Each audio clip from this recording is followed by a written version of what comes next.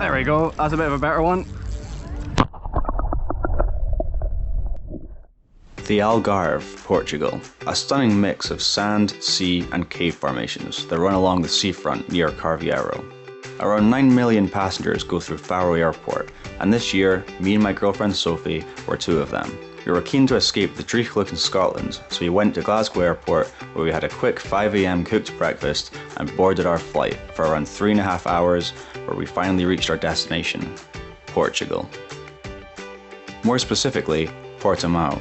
We got straight into some amazing seafood, like these prawns, which honestly are the best I've ever had, and also this grouper. I also made pretty good use of the unlimited pancakes at the hotel. We did some cave tours and other sightseeing, including sampling some of Portugal's finest drum and bass. But for some reason, one of my favourite activities was looking at the fish in the marinas. Luckily, I brought my gear with me. The problem with fishing in Portugal is that you need a fishing licence. Info on this can be found on the DGRM website, and non-Portuguese residents can buy their licence from BMAR. However, I had an absolute nightmare trying to use this site, ended up spending €7 and didn't even get my licence. So plan B, a 2-hour run trip to a government building where I could finally get my hands on this, my Portuguese recreational fishing licence. Bear in mind, if you're planning on getting one of these, you need a form of ID to register the licence to, such as a passport or driving licence. So with that, we headed down to the rocks. My weapon of choice is a Shimano Vengeance travel rod, paired with an Okuma dead ringer, loaded with braid. I think it's about 20 pounds, which is heavier than I'd ideally use for this type of fishing.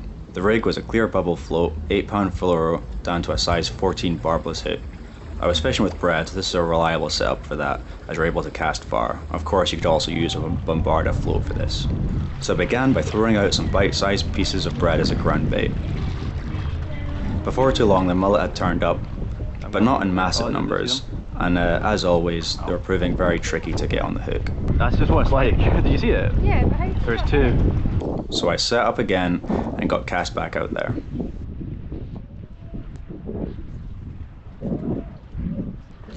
There we go. You're grabbing it? I'll get it. Here, you play this. I play Don't let that? it get into the rocks. You're okay.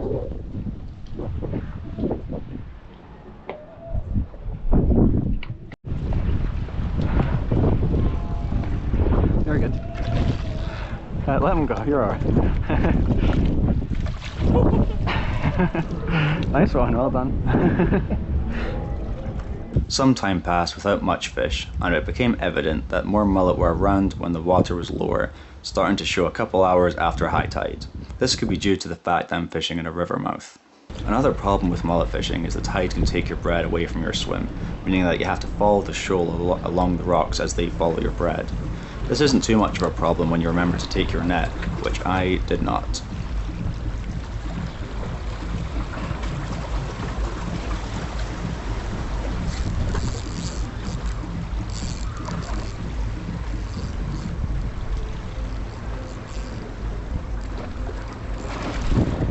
I'll get it. It's alright.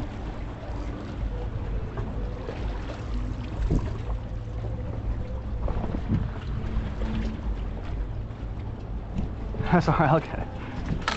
Thanks.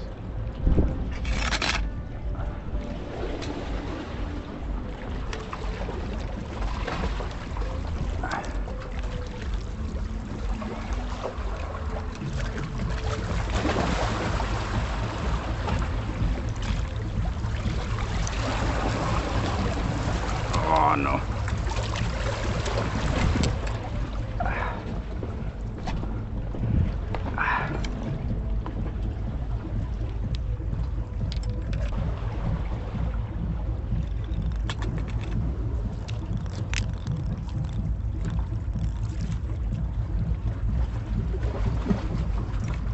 There you go.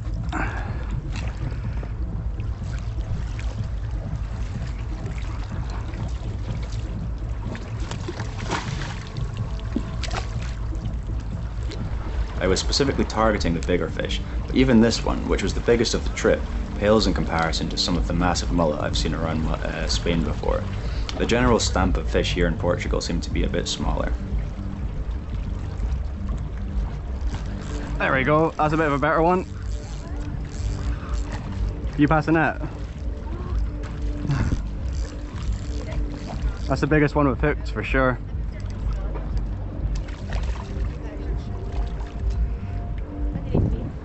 No, you know how to do it. Thank you very much.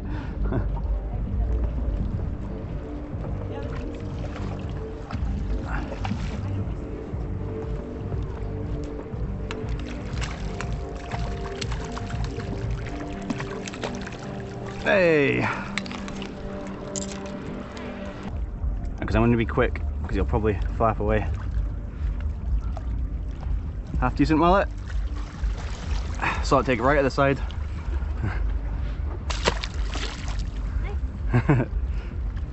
Way down to the depths. Some more time passed without many fish showing, but it wasn't long until a big shoal turned up again. But as ever, tricky to keep them on the hook.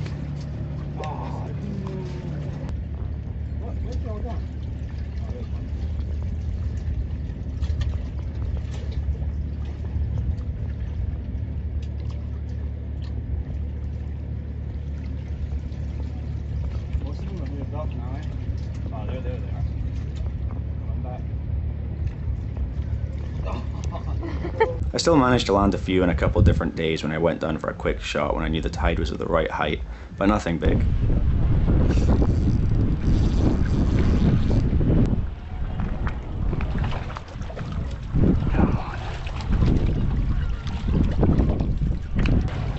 Ah, and there we go. Another nice mullet. And on our last trip out, a huge shoal of mullet turned up just before we were going to head back to the hotel.